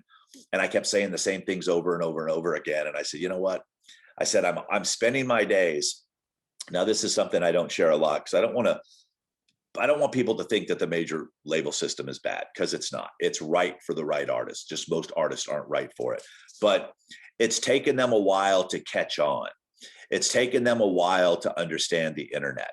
So I started investing 10, 20, 30, 40, $50,000. I kept spending more in learning digital marketing, in learning how to find people on the internet, and learning how to build relationships, and learning how to build the courses that I create, and learning how to talk on video. I sucked. I came from radio. I had never done video. I went and I learned all this because I wanted to be able to help more people. But what I found was happening was that I was spending more time arguing with the labels, and it wasn't fun anymore. Remember, I got into music not to be a manager, not to work for record labels. I got into this business because I loved music, just like a lot of you got into this business. And then I got good at the marketing side. And then I started to see things that were bothering me. I was getting paid. I was the guy that was on the phone call that nobody knew was on the phone call. And then I would create the marketing plan, present it to the label. Label would give it to the manager, and then they would present it to the artist. So I thought. So I'm out with Brad Paisley, the band Perry. I don't know if you guys remember the band Perry. If I die young. That's the most singing I'll do tonight, I promise. They wanted to learn how to sell from the stage. They had only been playing 500 seat, 1,000 seat, 1,500 seat, and they had just been invited to tour with Brad Paisley. And Kimberly wanted me to teach her how to talk from the stage the way that I taught Taylor how to talk from the stage to sell merchandise and things. And when we were out with Brad, I said, just a quick question. I had already left Sony at this time. Joe had retired, and I had told the new guy, I said, listen, you're going to see this line item where you guys are paying me, $16,500 a month. I said, you guys aren't using what it is that I'm giving you. I think we need to end this. And I walked away from Sony, and I walked away from that money. Write this lesson down. Not all money is the right money. Okay. If you don't feel good about it, don't do it. Okay. Not all money is the right money. Just because somebody can afford to give me money doesn't mean that I want to spend time with them. I learned that lesson through the major label system. So I went to Brad and I said, Brad, did you ever get this? And I named off like 3 proposals that I had written for Brad. And he's like, no, I never saw that. So I went out, dumped them onto a thumb drive, gave them to him. I said, well, they've already been paid for. You can have them. So I called the guy who was no longer working at Sony anymore, who was the guy that I reported to. I said, Tom, why is it that Brad never saw these? Why is it? And I started naming off about 8 that I had found out hadn't happened. He said, the managers didn't understand them because there was a lot of internet talk. There was a lot of digital. There was a lot of things that were going on now, but these 60, 70-year-old managers, they just knew one thing: get our song on the radio, get on a tour, sell merchandise, sell tickets, and we make money. They didn't understand the internet. So they weren't presenting these opportunities to these artists that were amazing opportunities, by the way. And I said, why didn't they have me come in and explain it? And they said, because you're a manager. I said, no, I'm no longer a manager. If I wanted to be a manager, I would have stayed with Taylor. He said, but Rick, that's how they see you. They still see you as a manager. They still see that if they bring another manager, because all those artists knew me as a manager, they didn't know that I was the guy on the phone call creating these marketing ideas because the label wanted to keep it that way. So I said, if I wanted to be a manager, I would have stayed with the ship that's rising. I said, but I also have relationships with a lot of these artists. So these managers are making decisions for these artists that aren't the best decisions. And now I found myself between a rock and a hard place. Do I throw the manager under the bus by reporting them to the artist? And that frustration started to build. And at some point I just said, screw it, I'm out. I stayed with a couple independent artists and I went all in on digital marketing. And I said, you know what, as long as people keep having babies that want to sing, I never run out of a potential audience because I know how to make offers. I know how to go solve problems. I said, why should I only help 12 people in the world when I can help tens of thousands of people in the world? And that's what I chose to do when I created the Music Industry Blueprint. That's how I was able to achieve. Let me share something with you real quick. Can you guys see this picture of me with these two plaques? Somebody in the chat, they'll let me know that you can see that. Yep, okay. So this big Taylor Swift plaque, that's called a platinum record. So that platinum record happens when you achieve 1 million records sold.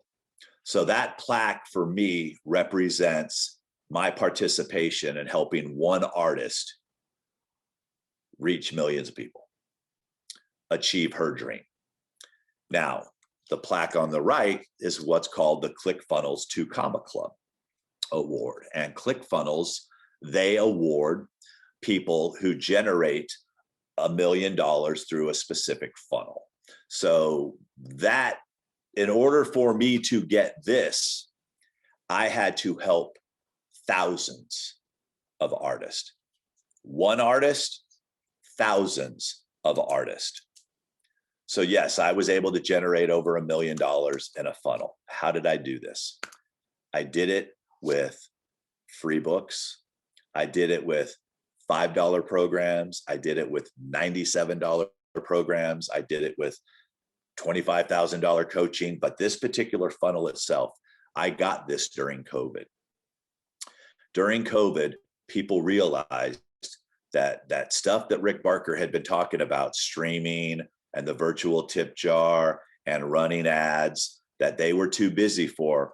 All of a sudden, they weren't too busy for it anymore. All of a sudden, everyone wanted to know how to use social media. So guess what? I had a social media for music course. I've had those for a couple years. And I have little bits of pieces out into the marketplace where people started to find me. And then I started running ads. I went all in and I started spending as much money as I could with Facebook and Instagram to get my message in front of as many people as possible. So, because I knew that it could help them. Okay. That's what I did. I spent probably close to $300,000 in ads to get the attention of these artists so that they could get the information that they needed so that they could invest $100 in themselves. And then there was an upsell. That's what it's called in marketing, which for you guys, you offer them a free plus shipping on your CD, and we try to upsell them to buy a t-shirt. All the marketing things I did to get you to spend money with me, I teach you guys how to do that as well. I am full transparent to you guys. Matter of fact, a couple years ago, some of you were probably on that call when I showed my tax returns, because everybody kept telling me, Rick, thank you so much for all your free stuff. Thank you so much for all your free stuff. I said, well, let me just show you how much money I spend to deliver free content. And when they realized that it was almost $100,000 for me to give free stuff away, they were like, oh, damn. Yeah, because I'm a business. I have to invest in myself in order to get my message in front of the right people. And that's what I've been trying to teach all of you. Okay. I have no problem telling you guys how I got your attention, the messaging that I used to get your attention, and how I got you to invest in yourself and ultimately invest with me. Because I want you to do the same exact thing. And sometimes I think my transparency works against me. Sometimes I feel that the access to me works against me. I have I'm involved in a mastermind where I spend $35,000 a year to get coached by some of the most brilliant people in the world. And they're always telling me, raise your prices. You need a high ticket offer. You can't be so accessible. And I said, I want to just help as many people as I can. I want to be able to golf during the day, love on them in the afternoon, coach them up at night. And whenever we need to create things because the industry changed, I want to help more people because I drive a 2017 Ford Fusion hybrid that's paid for. My wife loves shopping at Kohl's. I don't have fancy watches and luxurious cars. That's just not the lifestyle that I chose to live. There's nothing wrong with that for the people that want that, but I just want to be able to go to bed every night knowing that I don't owe anyone an apology for trying to wrong them to better myself. Here's the thing. If you spend $100 with me, hell, if you spend $1,000 with me and you don't do the work, I'll sleep okay at night. If you were to spend $10,000 with me and nothing got done, I would have a hard time with that. Even knowing that the value is there, but the value is only in it if you're willing to do it. You see what I'm saying? You guys, but it's a broad term, but people will go and spend $5,000 on a PR campaign and then come to me and bitch that I have a course for $147. And I'm like, screw you. I don't need you in my world. You know what I mean? I'm the wrong guy for you. You know, it's like if someone is going to sit there and say, well, it should be free because we're starving artists, you're a hobbyist and you don't understand it's a business. Because once again, the world's not free. I can't pay for gas for free. I can't pay mortgage for free. I can't put 2 kids through college for free. But if I can give you information that can absolutely change the game, save you time, and give you the things that you need, if you don't feel that your business is worth a $97 investment to learn from the guy that built one of the biggest stars in the world, consulted the major labels, then I'm okay with that. Move on, find somebody else that's right for you. I'm only right for a certain group of people. And that's the type of people that I want to continue to attract. That's why the last thing that I want to share with you guys is bring your biggest supporters behind the curtain. Let them in on the secrets. Let them in on your struggling. Let them in on the fact that you need $1,500 to finish your project. Let them in on it.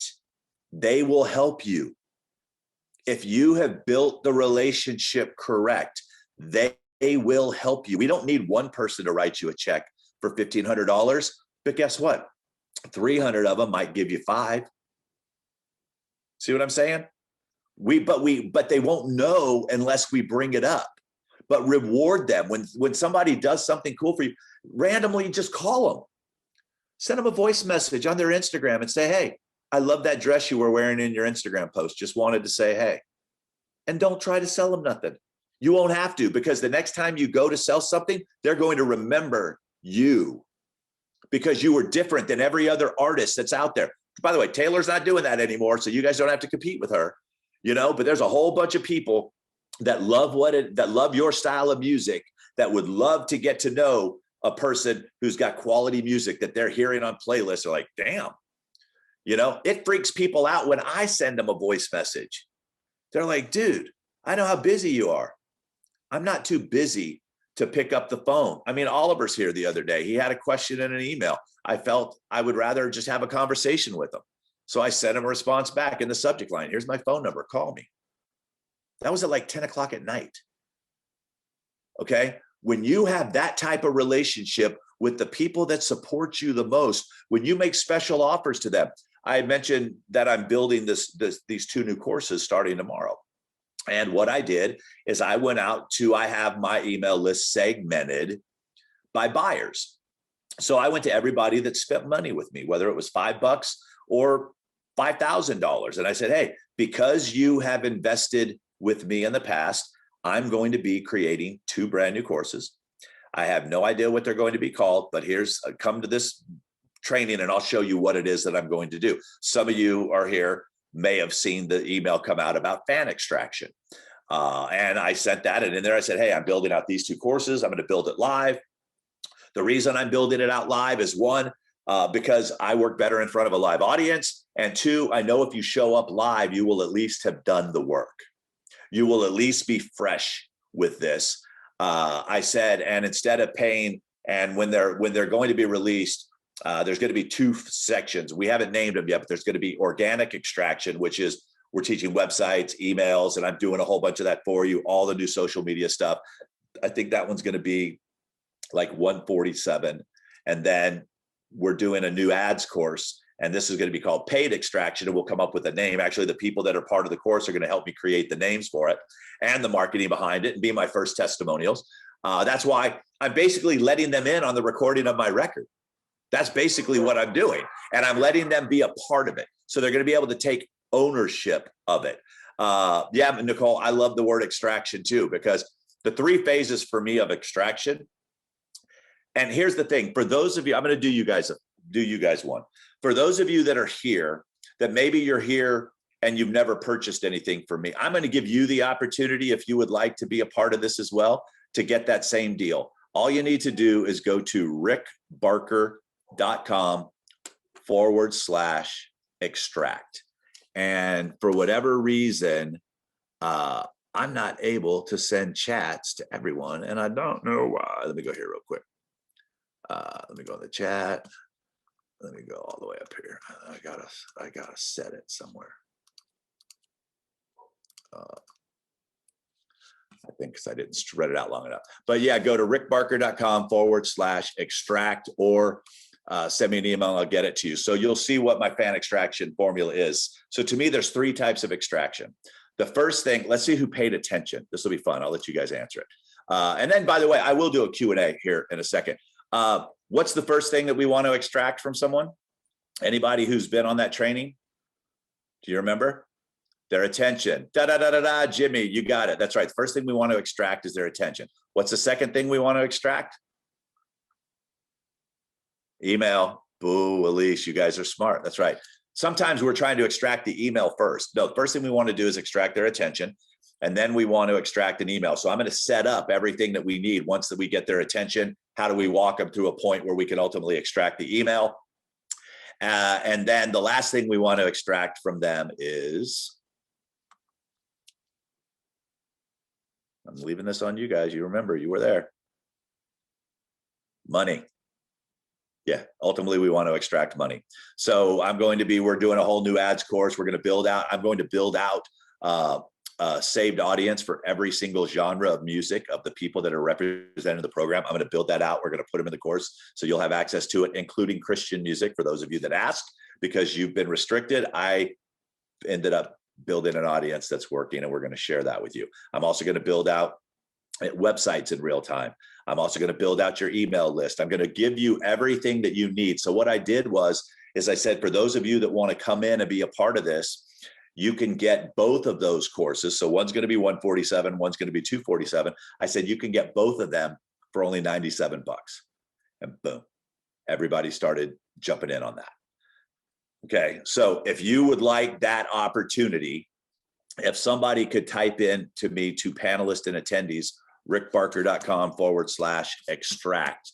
Let me make sure that that's the right link. I'll give you a chance to go watch the fan extraction training.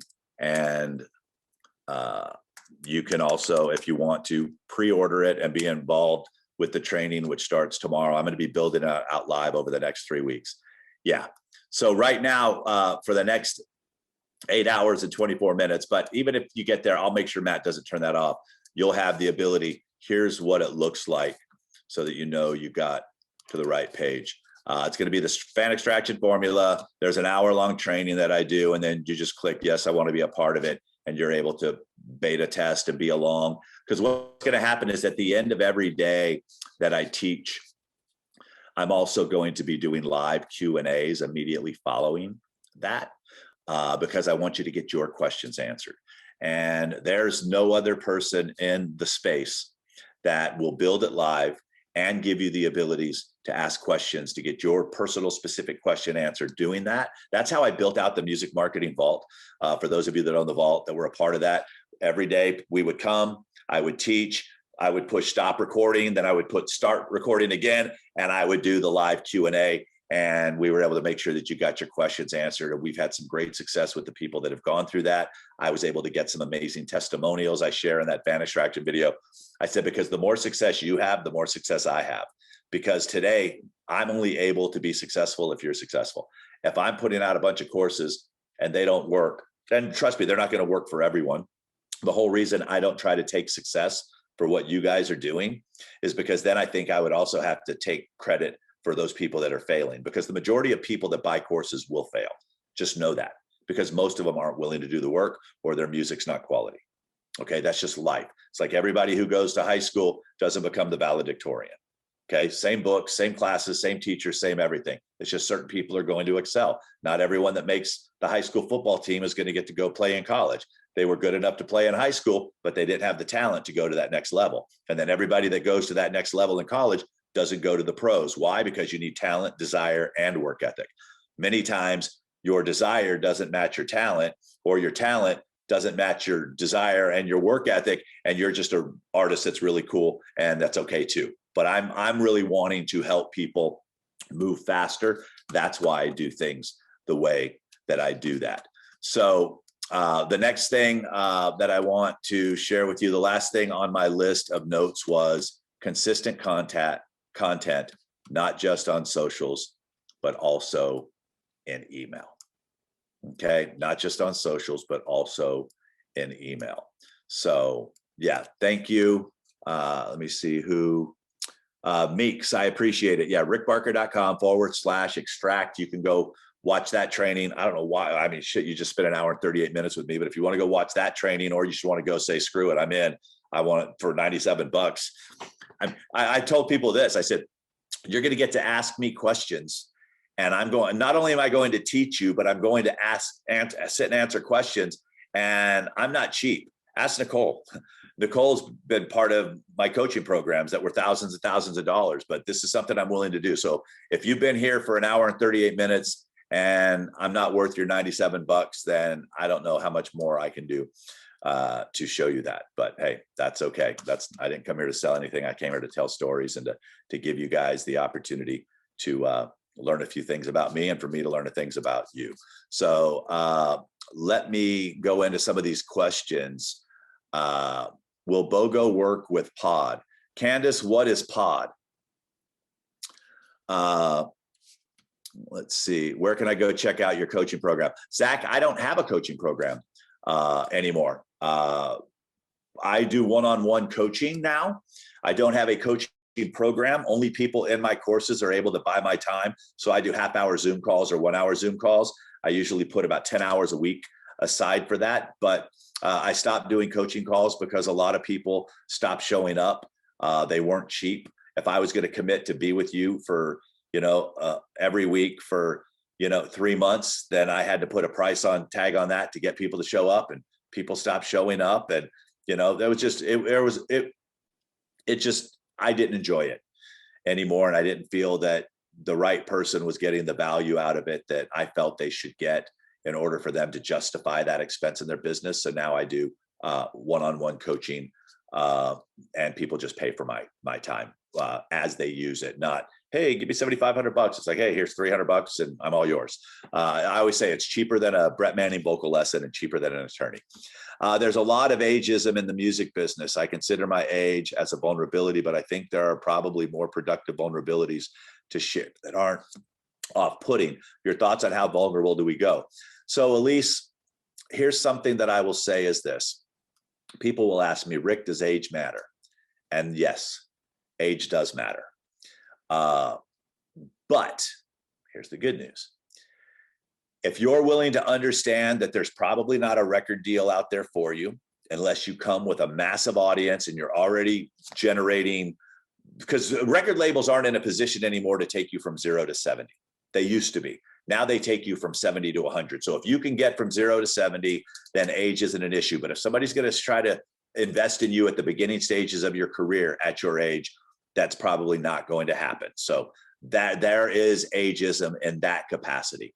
But right now, when somebody hears a song on Spotify and it impacts them, does Spotify say how old you are? It's out of curiosity. Does the DJ say how old you are? Does YouTube say how old you are? No. Do you care what impact someone has on your life, how old they are, if they have impact on your life? So this is on you. Okay, this is your own shield that you're putting up right now. So I want you to lose that. I want you to also start having some success so that you can tell people so many people told me at my age that I wouldn't be able to do this. Well, guess what? You guys see this sign back here? No excuses. Somebody didn't wake up today. If you have a pulse in the internet, you win. If you have a phone and internet, you win. That's what I want you to remember, okay? And also remember too, there's the music business, which is what all of you are in, and there's the music industry. We're not in the industry. The industry has to play by its own set of rules. We make our own rules. That's what I love about that. But I think you go as vulnerable as you want to go. Candace, did you ever type in and tell me what pod is? Put any questions you have in the Q&A part, so I know how, so I can see them. There's a lot of stuff. Will the new course live sessions be available to catch up on after they have taken place? Yes, Christopher, they're called the program. Those live sessions, that's what's going to become the course. So yeah, all of you will have it. You'll have both of them too, by the way, and not just one of them. Like tomorrow we're doing 3 p.m. Tuesday I'm doing 3 p.m. and Wednesday I'm doing 1 p.m. I'm going to rotate them around. I'm never going to be able to please everyone because I have clients all over the world, but you will get access to them as we edit them up and put them into the courses. So yeah, you will get replays for life, basically. That's Central Time, 4 p.m. Eastern, correct. So many people told me I couldn't do so many things and they all happened. You're absolutely right, Nicole. And for those of you that don't know Nicole's story, she also survived cancer. She also had top dance hits. And I won't say her exact age, but let's just say she's over 40. Yeah, so for those of you that are sitting on that, put that in your pipe and smoke it. No, just kidding. Okay, could you please provide an example of how artists can create solutions for people? Yeah, a lot of times, you know, so if I am looking to dance and I don't create dance music, I have to go get that music from someplace else. If I'm wanting a community, one of the other things that you can provide solutions is by providing a community for people to go in to be around other like-minded people. Your songs have emotion. So that's how you can provide, you can create solutions. Have you ever wondered? Have you ever experienced? Have you ever felt? I know exactly how you're feeling because I felt that way too. And this song I wrote has been helping people just like you get through it. You see what I just did there? Have you ever wondered? Have you ever experienced? Have you ever felt? Yes, obviously, you're not in the same position I'm in to build a course. Let's not pretend, okay? There's so much music that's out there. You know, if I want to go put on a playlist, a chill playlist, I can go type up chill playlist and it's all there. Guess what? It just created a solution for me. I wanted to chill. I wanted to hear music to chill by. So we just have to get real creative. Let's see. I would love to collab on a project with you. Send me an info on what it is, and if it makes sense, great. If it doesn't make sense, I just have to know more about it. Training tomorrow, I mentioned tomorrow starts at 3 o'clock. What do you mean content and email? What I mean by that, Donna, are you in a position? If you could get a little bit what, so what I said earlier, we're going to show you the content. I'm going to help you guys learn to tell stories. I'm going to help you guys learn to know at what point that email gets to them where you should try to get something from them. So that's what I mean by content in the emails. We're going to teach you what that, so we call it a nurture sequence. So when someone, so if you come and get my book, you go to ricksfreebook.com and you give me your email. The first email that's sent to you automated is the delivery of that book. It delivers it in digital form. So when we get a fan to give you an email, we're going to give them something in return. We call it an ethical bribe, a freemium, free download, free whatever. We're going to help you figure out what that is. So then once they get it, you need to start having more conversations with them if you want them to go down the journey that you want to dictate to ultimately get them to a place where we can make an offer. So we're going to tell you, this is what should be in email number 1 and how many days after you should send it. And this is what kind of content should be in email 2, 3, 4, 5, 6, and so on. So we're going to do all that and show you what's working and Will participants of Fan Extraction get a review on their socials and website? Yes, Jimmy, they will. When you say be vulnerable and share your story, what do you think the best format is? Video and email. And usually what I'll do, because as you guys have realized, I'm a much better talker than I am writer, is I'll shoot a video, but I'll write an email, tell a little story and say, click here. And I go into more detail, or, hey, I shot this video for you, click here. So it would be done in both. But I think when we can have this humanization, this makes sense. Okay, got that. Let's see here. Will tomorrow's course cover the nitty gritty of the steps to properly registering your songs? No, Dwight, it won't, because I've already covered that in a lot of my other stuff.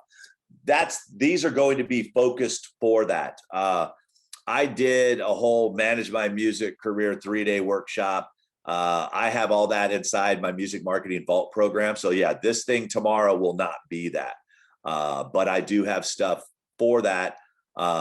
And I have a whole bundle I did 3-day workshops over the last 2 years. I did a Manage My Music Career workshop, which covers all of that, registration, the whole entire thing.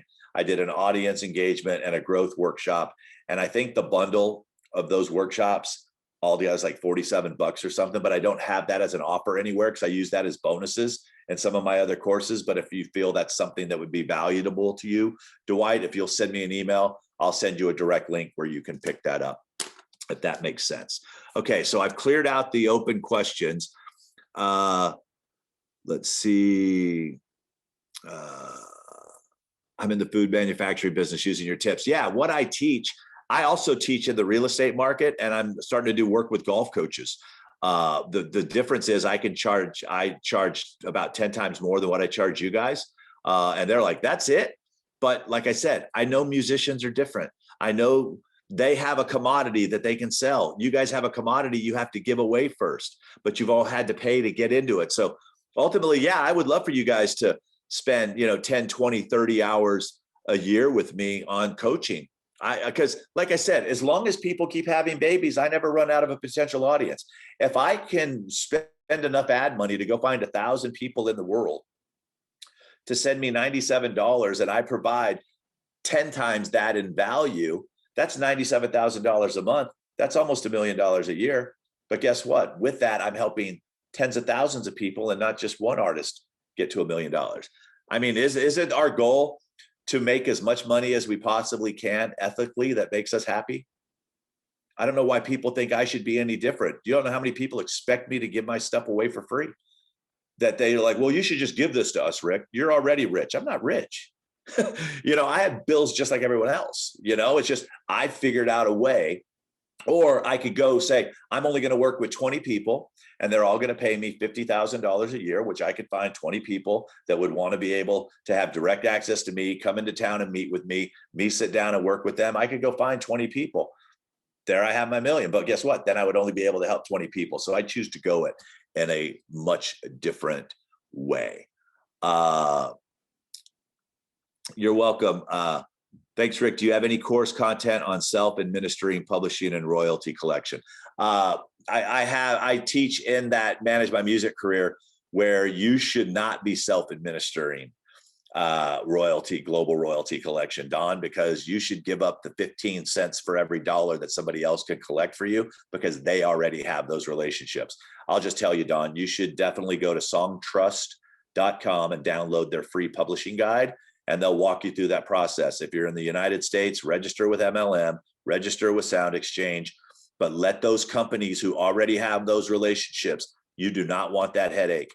And you guys got to stop trying. You guys are, trying to save money when it's actually costing you way more money and time that you can never get back. So I would never recommend to everyone to try to figure out what the rules are in 190 different countries that are paying royalty collection. SOCAN is a PRO and they only collect, they'll do for you. But yeah, if you're, ASCAP, BMI, you need to learn the publishing game before anything else. Let's see. Really, the real estate market. Yeah. And the golf coaches too, which is fun. I went down and did a thing in Florida. They paid me $10,000 for the day. covered my hotels, covered my dinner, and I taught them how to become celebrities online. So basically, I taught them social media for real estate, which is the same thing I teach for social media for music. And I taught them how to run Facebook and Instagram ads within a 100-mile radius of their area. And it's the same thing I taught in my Ads Amplifier course. So instead of $97 and $147, they paid me that for the day. So yeah, it was a lot of fun. Let's see. This is definitely one of the things you should have come to, Lon, if you had time, because I was covering all the notes. I sent this out to my whole entire list of people just because I had all this exciting stuff. And like I said, there's people that may end up investing with me for the first time ever that showed up to this, that maybe connected with my story or whatever. So that's why I'm here. So I think I've got all, I'm a new artist, and next month I'll make my first release. Logically, I have 0 fans. That being said, I'm not expecting a huge commercial success or any, but I want to make the most out of it in other ways, finding an audience. What are some realistic? Fernando, you need to purchase the fan extraction. That's all I'm teaching. That will be perfect for you. So instead of releasing to nobody, you could release to an audience, because we're going to show you how to go find that audience. We're going to show you how to engage with that audience. So you need to go to rickbarker.com/extract. That would help you. Marianne, I don't know that you can register with the MLM because that was something that the US government put into place. I don't know if they'll collect for you, but if you go to, if you just Google search them, I don't know it off the top of my head, they'll tell you who they collect for. Let's see. Rick just wondering this, if one has to give music away to make money because the public doesn't want to pay for it, what is the true value of original music? Your original music, Chloe, is what brings them into your world, to sell them a t-shirt, to sell them concert tickets, to go do a house concert. So your music is the honey. You know, my original content that I put out on Instagram that I teach on are the same things that I share in paid sessions, but I just use little nibbles of it to bring people to a training. And that training is then my performance. And if I performed well enough, then I invite them to the merch table, and that's where they buy my courses. So yeah, you have to put it out there in order to get the attention from them. And then it's the relationship that we built. And that's what we're teaching in the fan extraction, is how to build those relationships. That's what it is that will ultimately make you the money. So awesome.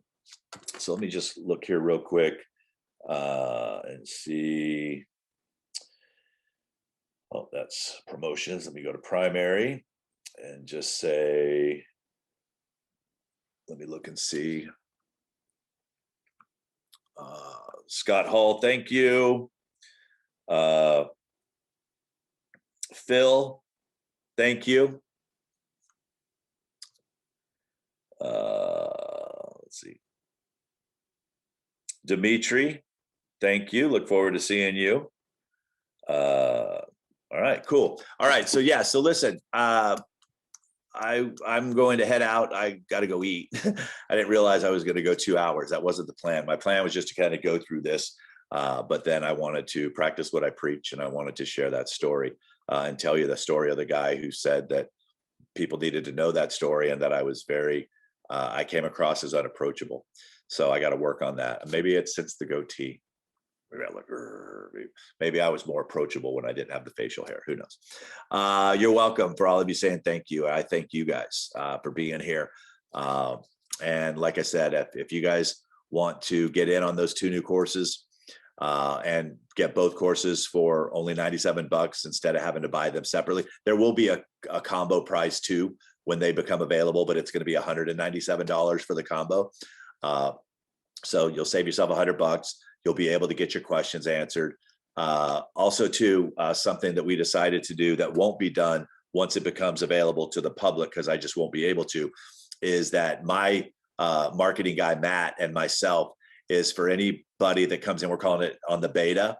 We're also going to, for the next year, we're going to have open coaching sessions where you can come in and we can look at your ads, we can look at your website, we can look at your emails, We can find out what's working, not working, and we'll do these office hour sessions with everybody who does the beta.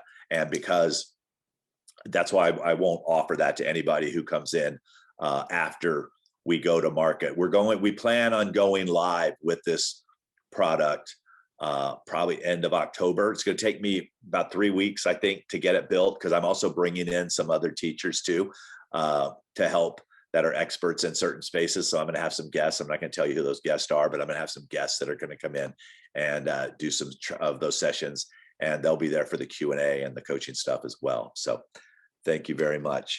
No BS approach can be misperceived as unapproachable. You know what, Victoria? I don't disagree with that. I don't disagree with that. Yeah, it's like he always thought that because of the people that I've worked for, he also thought that my prices were going to be way higher than what he could afford. Was he in shock when I told him what I charge? But I also told him why. You know, it's the why. It's not what it is. I mean, it's like my buddy Myron Golden always says, he says, hey, if you could solve $100,000 problem, how much would someone pay for the solution? If they've got $100,000 problem, how much would you pay I would pay $100,000 to get that problem solved, because then I'd never have that problem again, and everything else would be money in my. Unfortunately, I just told him, I said, respectfully, artists don't think like that. They still think like hourly employees. They're like, well, what am I going to get for that? And, he said something to me one day. He said, Rick, he said, let me ask you a question. He says, if you go to the doctor and the doctor says, and you tell him you're in pain, and he says, I can cure that pain for you in 15 minutes and it's $5,000, or I can cure that pain in 4 hours and it's also $5,000. Which one would you like? And everybody starts laughing. You want the solution to your problem the fastest you can get it. And what's been happening in the marketing space is that we've been just stacking all this stuff, and it's overwhelming. And what Myron said to me, one of my mentors, he says, listen, and I'll read his exact quote. We were having breakfast and he said this, and it freaked me out. And I went, oh my God, that's brilliant. He says,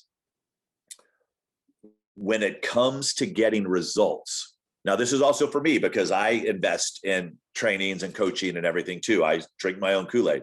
When it comes to getting results, more is not better, faster is better. Yeah, Myron is the freeple, the cheaple, and the preeples guy too.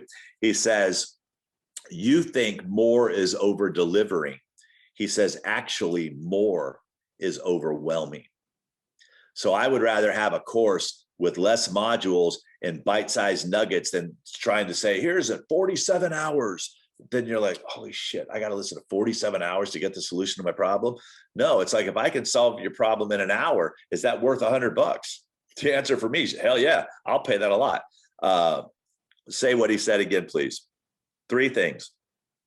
When it comes to getting results, more is not better, faster is better. The next thing he said, you think more is over delivering, more is actually overwhelming. And then he said, Rick, your presentation needs to lead to the payoff. You need to get to what the payoff's going to be, what the end result of them working with you is going to be sooner rather than later. So that was just something that he coached me on. So, and Nicole, I know you have a coaching business too, and you work a lot with folks. So yeah, definitely take those. You actually, Nicole, are probably ready to meet Myron. He's got an amazing program. You guys go to YouTube and search Myron, M-Y-R-O-N, Golden, G-O-L-D-E-N. He teaches business based on biblical principles, and he is awesome. He's like the coolest dude ever. All right, listen, I got to run. I smell the pork cooking downstairs. I appreciate you guys. Those of you that are part of the extraction, I will see you tomorrow. Jimmy says, is $5,000 in marketing a good amount to start and building a fan base?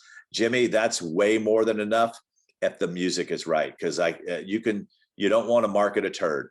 No marketing will fix. You got to make sure the music's right. That's why a consultation might be good for you, because then we can look at your product, help you find an audience, build an audience, but 5,000 is plenty. I'm showing people how to do it for $30 a month and reach thousands and thousands of people.